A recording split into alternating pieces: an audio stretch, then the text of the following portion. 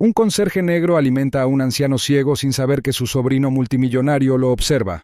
La cuchara tintineó suavemente contra el borde del tazón mientras Jerome removía la espesa sopa de papa. La luz del fluorescente del techo titilaba levemente, bañando la pequeña habitación con un brillo apagado. Estaba sentado frente a Elias Grimley, quien estaba ligeramente inclinado hacia la izquierda en su silla, con la cabeza gacha lo justo para parecer dormido, pero con el oído atento. Jerome acomodó la bandeja en la mesa, entre ellos, cortando con cuidado el panecillo por la mitad y colocando una mitad junto al tazón. «La sopa está caliente hoy, señor Grimley», dijo Jerome con voz firme pero suave, como para no perturbar el silencio que los rodeaba. Tomó la cuchara, sopló suavemente y la acercó a la boca de Elias, justo como le gusta, con poca sal y sin pimienta. Elias abrió la boca lentamente tomando la cucharada sin quejarse.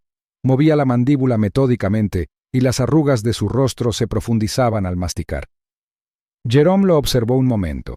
Luego se recostó y desdobló el periódico arrugado que siempre llevaba en el bolsillo trasero. Se aclaró la garganta. «El ayuntamiento está subiendo las tarifas del autobús otra vez. La gente no está contenta». Soltó una risita, pero Elias no respondió. Eso no le molestaba a Jerome. Nunca le molestaba. De todos modos, siguió leyendo. Arriba, tras un respiradero en el estrecho pasillo del ático que discurría por encima de las habitaciones de los residentes, una lente silenciosa se acercó. La señal se transmitía a un servidor privado y luego se reflejaba en una pequeña computadora portátil dentro de la habitación 305, desocupada temporalmente con una falsa excusa de fontanería. En la habitación estaba sentado un joven con una sudadera gris con capucha, la gorra calada sobre su rostro afilado y bien afeitado. No parpadeó mucho, simplemente observaba. Orion Grimley se inclinó hacia adelante, con los codos sobre las rodillas y la mirada fija en la pantalla. El rostro del conserje ocupaba casi toda la imagen. Ojos cansados, cabello corto salpicado de canas y una serena quietud en cada movimiento. No había nerviosismo, ni halagos incómodos, ni señales de que alguien estuviera tramando algo. Pero Orión desconfiaba. Pausó la transmisión y se recostó, quitándose la sudadera. Se frotó la cara, aún intentando comprender lo que veía. Este no era el tipo de comportamiento que esperaba cuando llegó al centro de jubilación Hartwell hace 2 semanas, haciéndose pasar por consultor para una evaluación de infraestructura digital. Su verdadera razón para estar allí era simple. Había oído rumores de maltrato, negligencia y fondos perdidos relacionados con el cuidado de su tío. Quería confirmarlo él mismo antes de enfrentarse a la junta o involucrar a abogados. Pero en lugar de personal corrupto o ayudantes desinteresados, se encontró con este conserje, este hombre que, por alguna razón, trataba a Elias con más cuidado y atención que cualquier otro pariente consanguíneo en años. De vuelta en la habitación 208, Jerome dobló el periódico y limpió suavemente la barbilla de Elias con una servilleta. ¿Ya has tenido suficiente?, Srenia preguntó. Elias no habló, pero asintió levemente. De acuerdo, una cosa más. Jerome metió la mano en el bolsillo de la camisa y sacó una pequeña galleta envuelta en papel que había cogido de la cafetería. La partió por la mitad, poniendo una parte en la mano de Elias y mordiendo la otra. «Todavía está caliente», dijo con una leve sonrisa. Desde el monitor del piso de arriba, Orion frunció el ceño. Rebobinó la grabación. Volvió a verla. Ese momento, la galleta se partió por la mitad. ¿Por qué? Abrió un archivo en su portátil, uno que había empezado a crear días atrás. Jerome Banks. Edad: 52. Puesto: conserje. Empleado en Hartwell durante 11 años, sin quejas ni denuncias. Vivía en un apartamento de una sola habitación en la avenida Glenmere. Tomaba el autobús todos los días, sin pareja, sin hijos, sin familia registrada, pero todos los días, sin falta, pasaba 30 minutos de su turno alimentando, leyendo y viendo cómo estaba Elias Grimley. No tenía sentido. Orión abrió una ventana del navegador y escribió rápidamente: Registros familiares de Elias Grimley. Pasó revista a artículos antiguos y fotos de reuniones de la junta directiva. Su padre, el hermano menor de Elias, había fallecido cuando Orión tenía 12 años. La familia había perdido la cercanía desde entonces. Elias nunca se casó. No tuvo hijos, al menos no públicamente. Al día siguiente Orión hizo su jugada. Volvió a ver la transmisión a las 4:29 de la tarde en punto, cuando Jerome entró en la habitación 208 con su habitual paso silencioso. Orión notó cómo el conserje siempre colocaba la bandeja con cuidado, como si Elias fuera a desmayarse con el sonido. Escuchó las mismas palabras tranquilizadoras, los mismos gestos atentos.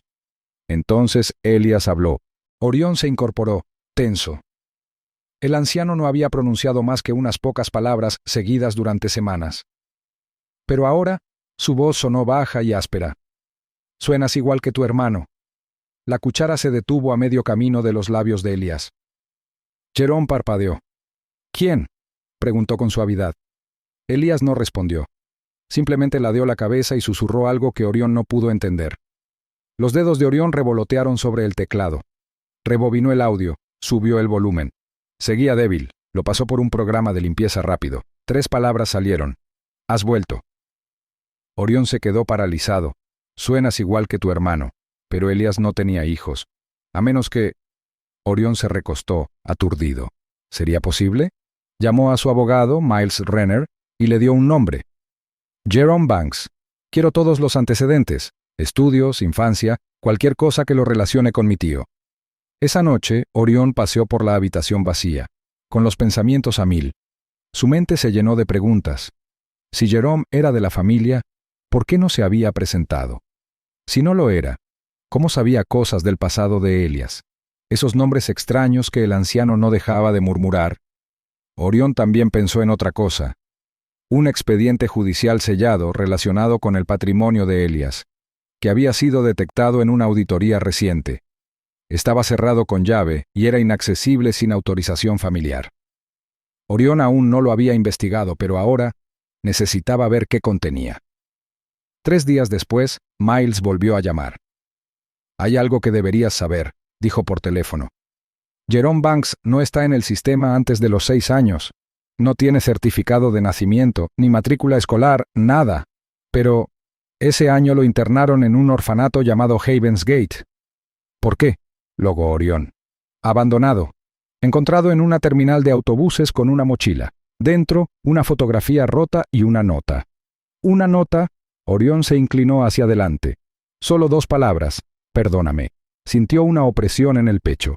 «La fotografía, te la envío por correo electrónico». Orión abrió la imagen. El escaneo era antiguo y granulado, pero inconfundible. En la esquina izquierda, un hombre estaba junto a una mujer con un niño pequeño en brazos. La cara de la mujer estaba arrancada. Pero el hombre... Orión lo reconoció de inmediato. Elias Grimley. El corazón de Orión latía con fuerza. De vuelta en Hartwell, Jerome limpió la mesa del almuerzo después de ayudar a alimentar a Elias de nuevo. No notó el cambio en las miradas del personal, la ocasional doble mirada de un ordenanza. Nunca le había importado ser visto, pero Orión lo miraba de otra manera ahora. Necesitaba confirmación. La noche siguiente, activó una solicitud de mantenimiento para encontrar a Jerome. Un fallo en la luz del pasillo fuera de la habitación de Elias. Mientras Jerome se acercaba con su carrito, Orión estaba cerca, vestido con pantalones caqui y una insignia de voluntario.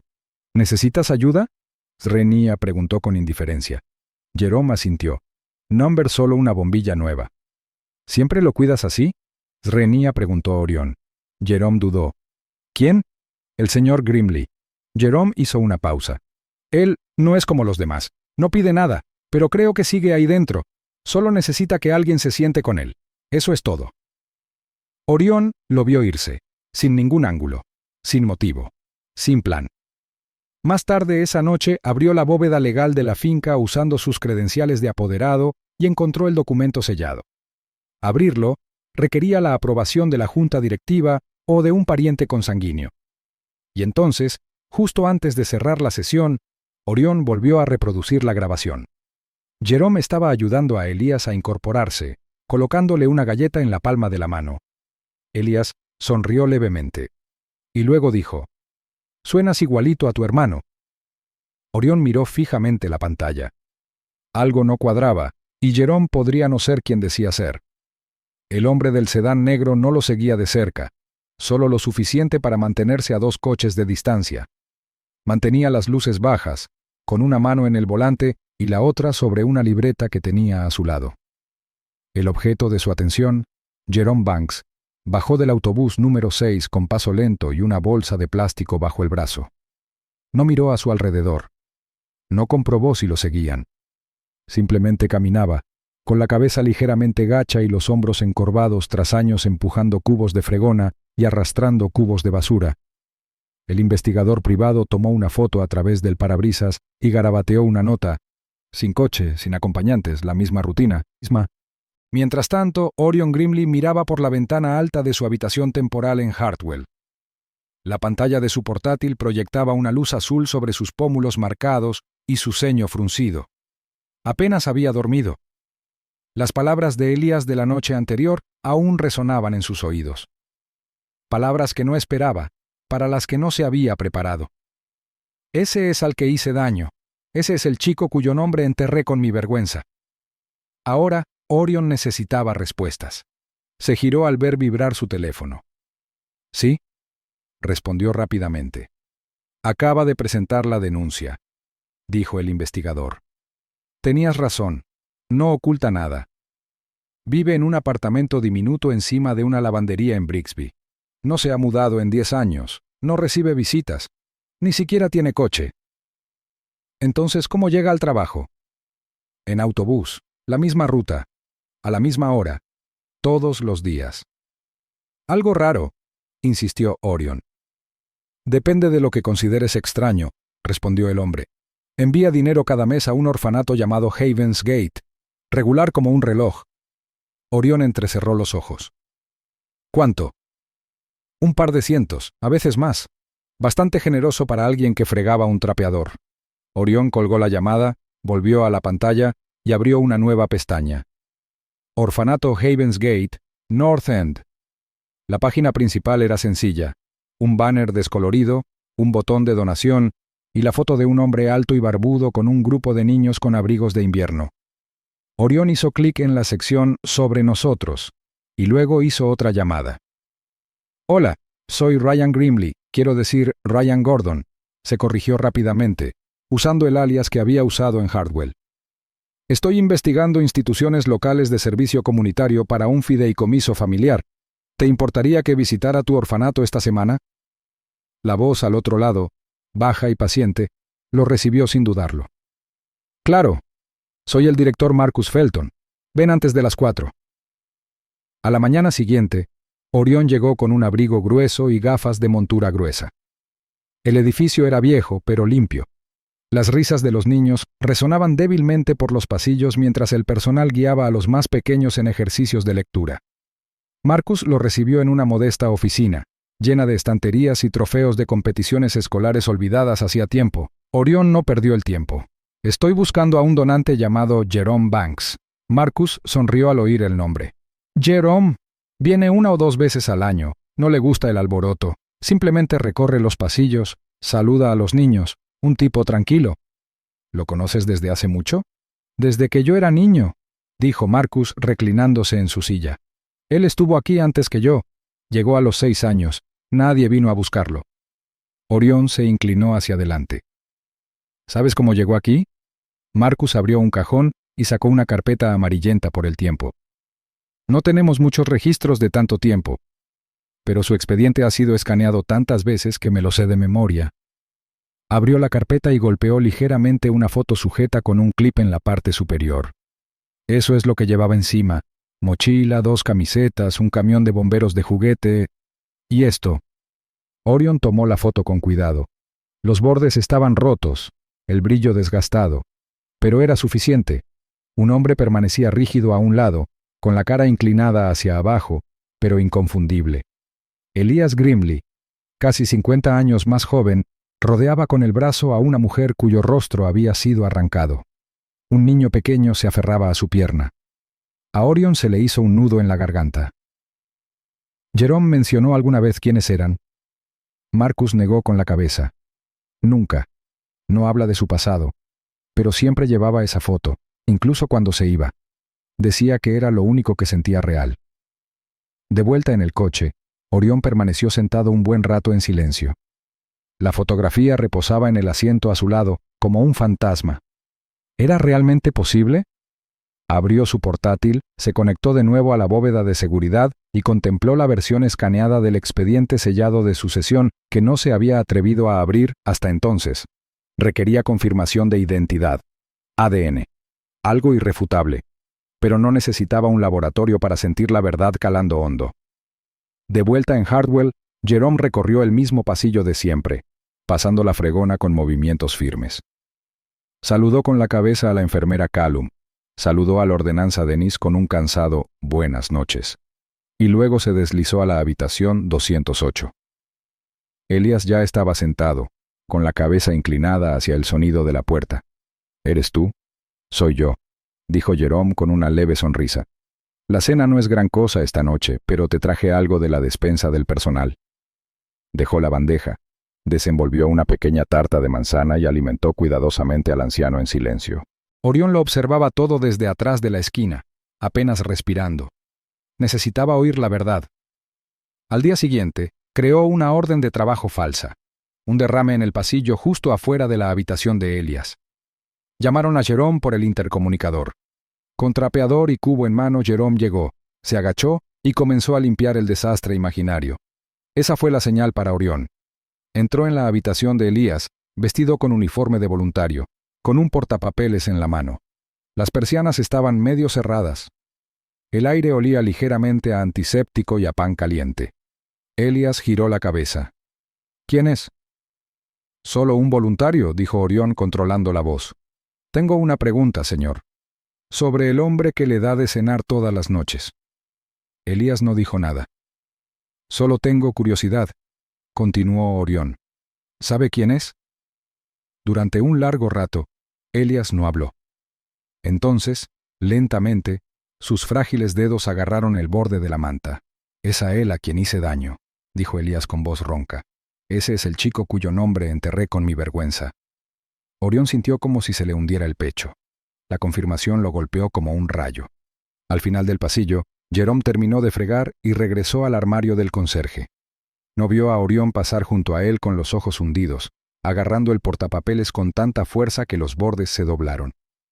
Más tarde esa noche, Orión se sentó en su escritorio, con las luces apagadas, mirando fijamente las dos palabras que resonaban en su mente: enterrado con mi vergüenza. Abrió los registros de la herencia de nuevo. Examinó cada archivo. Si Jerome era realmente el hijo de Elias, y no había habido un repudio legal, entonces, por defecto, podría ser el heredero principal. El patrimonio neto de Elias rondaba los $200 millones. La mansión, las acciones, la fundación familiar, todo. Y Jerome no sabía nada de eso. Orión se frotó la cara respirando profundamente. Si no decía nada, nadie más lo entendería. Los demás herederos, codiciosos, ávidos de poder, ya dando vueltas como lobos, heredarían según lo planeado. Si hablaba, todo cambiaría. La junta directiva se movería, los abogados se abalanzarían sobre él. Incluso podría perder su propio puesto. Pero Jerome simplemente había seguido alimentando al hombre, día tras día, sin pedirle nada.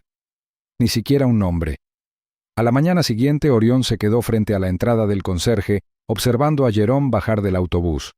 El hombre se ajustó las correas de la mochila, asintió con la cabeza al guardia de seguridad y cojeó ligeramente por una rodilla rígida. No caminaba como si alguien le debiera millones. Orión se dio la vuelta y regresó adentro, con los pensamientos en un torbellino. Si Elías decía la verdad, Jerome merecía saberlo. Pero si esto salía a la luz, la herencia, casi $200 millones, podría cambiar legalmente. Y muchos de los parientes de Elias, incluyendo a los amargados tíos de Orión, harían lo que fuera por detenerlo. El derrame cerebral le sobrevino justo después del desayuno. En un momento, Elias Grimley estaba tomando té caliente con una pajita, y al siguiente, la taza se le resbaló de la mano y se hizo añicos en el suelo. Un leve gemido escapó de sus labios y su costado derecho se desplomó pesadamente. La enfermera de turno entró corriendo, pidiendo refuerzos. En cuestión de minutos, los médicos llenaron la habitación, gritando órdenes médicas, ajustando monitores y subiendo a Elias con cuidado a una camilla.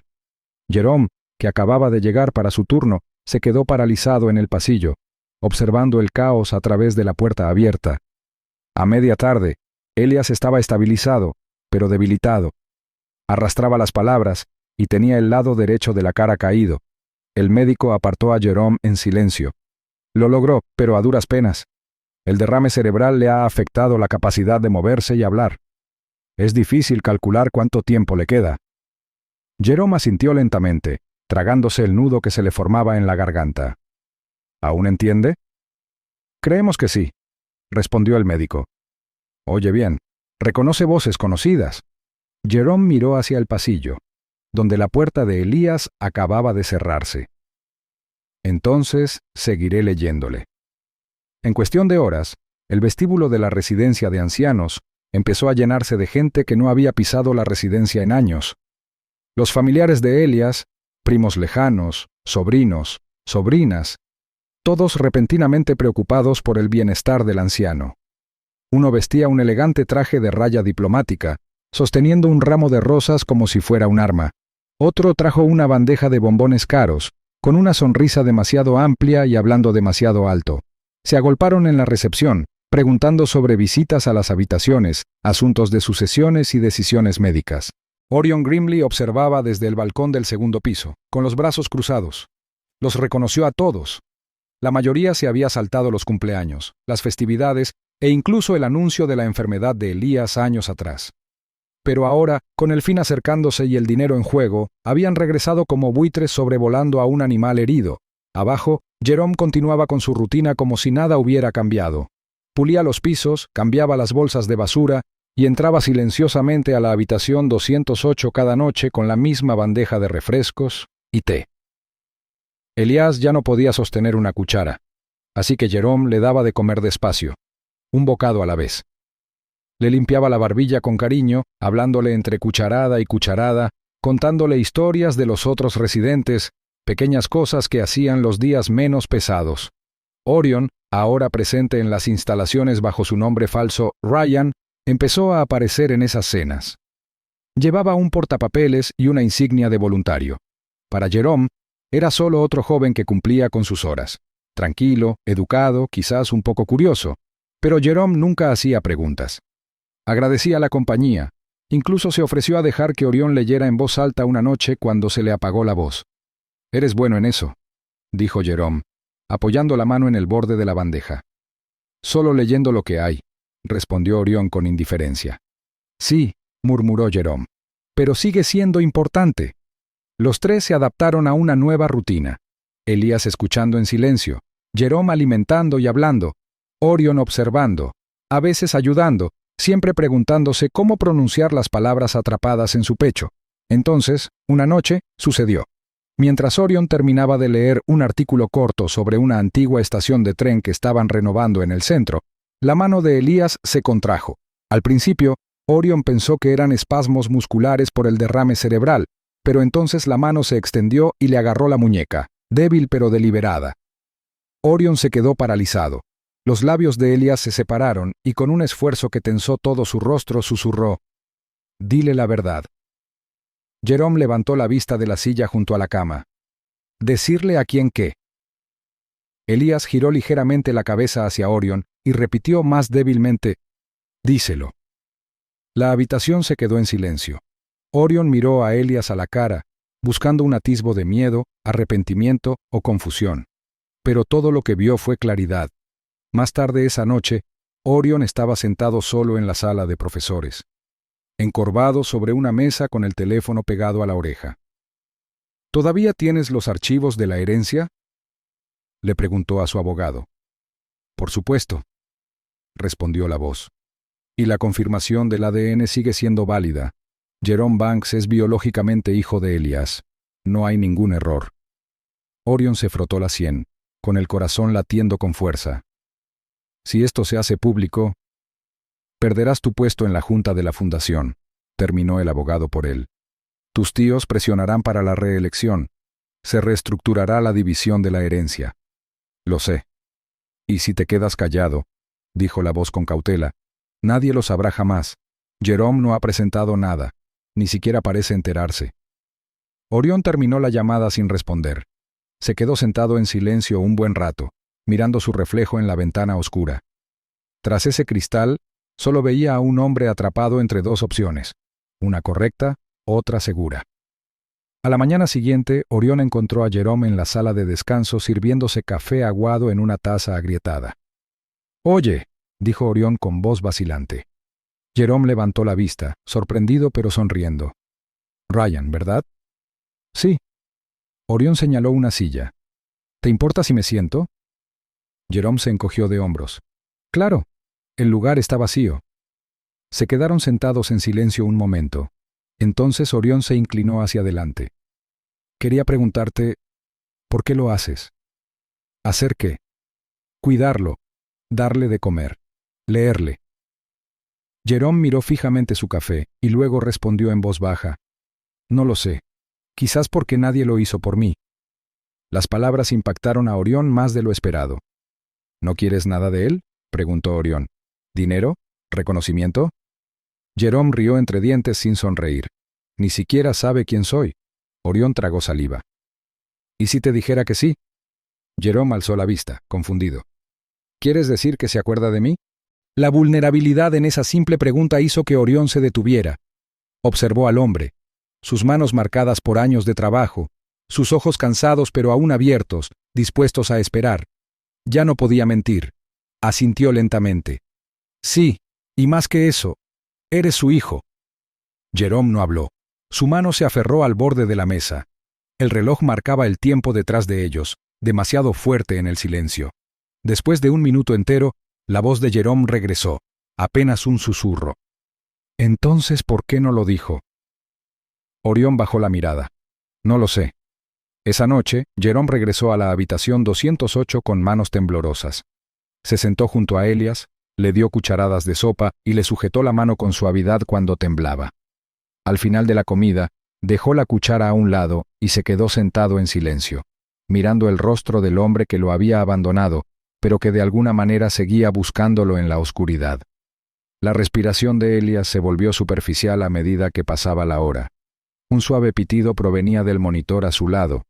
La enfermera asomó la cabeza, pero se detuvo al ver a Jerome allí, con la mano sobre la de Elias. Entonces Elías abrió los ojos por última vez. Jerome se acercó.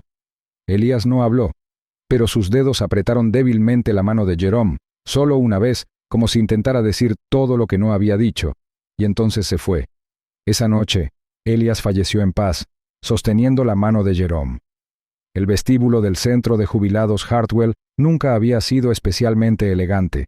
Sus sillas estaban desgastadas, los azulejos desconchados y las paredes pintadas del mismo beige desgastado durante décadas.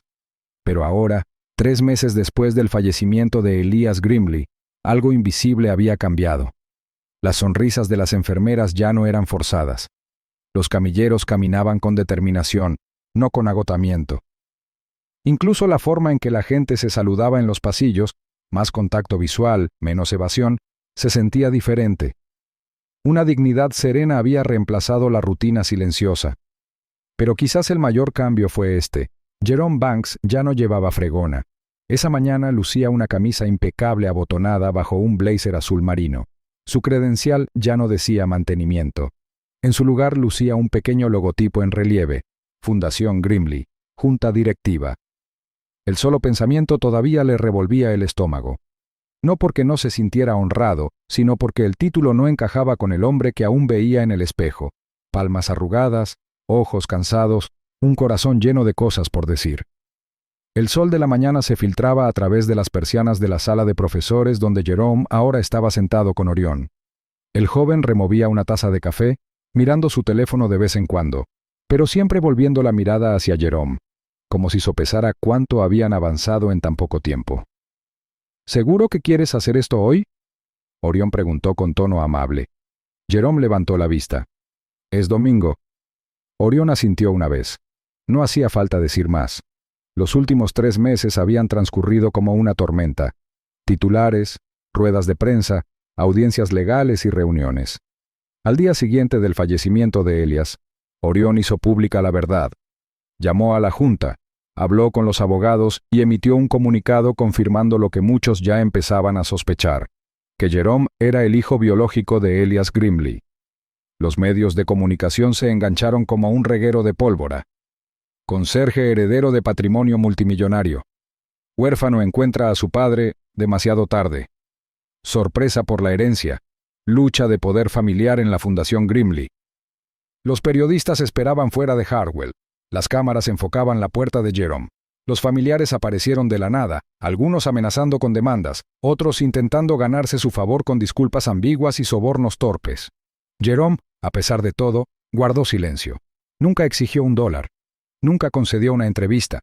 Cuando finalmente lo citaron a una mediación legal privada con los abogados de la herencia de Grimley y los representantes de la familia, solo pidió una cosa.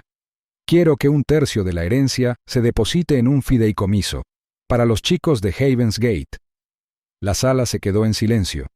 Un tío lejano, Victor Grimley, se burló. ¿Podrías cambiar toda tu vida y quieres regalarla? Jerome lo miró a los ojos. Ya la cambié una vez, y empezó en un lugar como ese. Orión apoyó la idea de inmediato, llamando a sus abogados personales para que comenzaran a redactar el fideicomiso. Se sentaba junto a Jerome en cada reunión, corrigiendo ocasionalmente el tono de los familiares frustrados, pero sobre todo dejando que Jerome hablara por sí mismo. Las disputas legales se resolvieron con más facilidad de lo esperado. Elias, en un raro momento de previsión, dejó una enmienda final a su testamento, escrita a mano, fechada semanas antes de su fallecimiento. Entregada por su abogado de toda la vida, la nota era clara. A quien perjudiqué, le dejo lo que debería haber sido suyo desde el principio. Que lo recuperen, no en riqueza, sino en dignidad. Ese lenguaje, simple y solemne, bastó para superar las dificultades. La Junta ratificó la enmienda y la herencia se dividió según lo dispuesto. La parte de Jerome, casi $66 millones, se destinó al fideicomiso para huérfanos con las condiciones que él mismo definió: educación, comida, alojamiento y atención de salud mental, sin recortes ni lagunas legales. Orión se aseguró de que la documentación quedara perfectamente sellada. Entonces llegó la oferta. «Te queremos en la junta de la fundación», dijo Orión una noche mientras estaban afuera de la antigua habitación de Elias. «Es hora de que alguien en la mesa recuerde lo que significa luchar». Jerome se había negado al principio. «No estoy hecho para eso, ya me has visto. Limpio desastres, no dirijo reuniones». «Pero has liderado más», había respondido Orión en voz baja, «compartiendo una galleta al día que la mitad de nuestra junta en una década». Eso molestó a Jerome. Aún así, aceptó con una sola condición. La fundación iniciaría un nuevo programa para financiar residencias de ancianos con bajos ingresos y aumentar los salarios de los cuidadores en todo el estado. «Si no los cuidamos», dijo Jerome, «algún día todos caeremos en el olvido». Orión estuvo de acuerdo. Ahora, 3 meses después, la primera de esas subvenciones ya se estaba tramitando. Residencias de ancianos en 5 condados habían solicitado. Se aprobó una nueva ala para Havens Gate. Y Jerome, ahora vestido de etiqueta en lugar de botas de trabajo, se alzaba como la fuerza silenciosa detrás de todo. Pero incluso con todo el progreso, la rutina de Jerome no había cambiado del todo. Todos los domingos a las 8 de la mañana regresaba a Hartwell, no por el vestíbulo principal, sino por un lateral, por la antigua entrada de mantenimiento. Pasaba junto al armario de las fregonas, los carritos de la lavandería y el familiar olor a lejía y ropa de cama. Subía las escaleras en lugar de tomar el ascensor, como siempre. La habitación 208 había sido limpiada y dejada vacía. Una pequeña placa de latón en la puerta ahora decía: «En memoria de Elias Grimley». Jerome abrió la puerta con cuidado. La habitación no había cambiado. Las mismas paredes color crema. La misma ventana que daba al este.